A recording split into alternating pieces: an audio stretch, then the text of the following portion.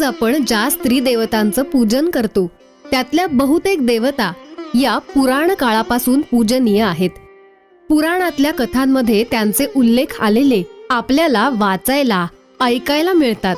अंबिका, अभयंबा, अलक्ष्मी, उमा, कालरात्री, गजांतलक्ष्मी, गोत्रदेवी, गौरी, दुर्गा या त्यातल्याच काही प्रमुख देवता आहेत.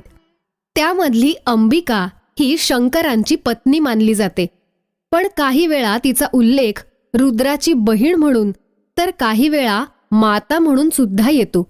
याच देवीचा उल्लेख काही ठिकाणी उमा असाही येतो. या उमा देवीच्या उत्पत्तीची कथा महाभारतातल्या हरिवंश पर्वात आलेली आहे. हिमवान पर्वताला अपर्णा, एकपर्णा आणि एकपात्र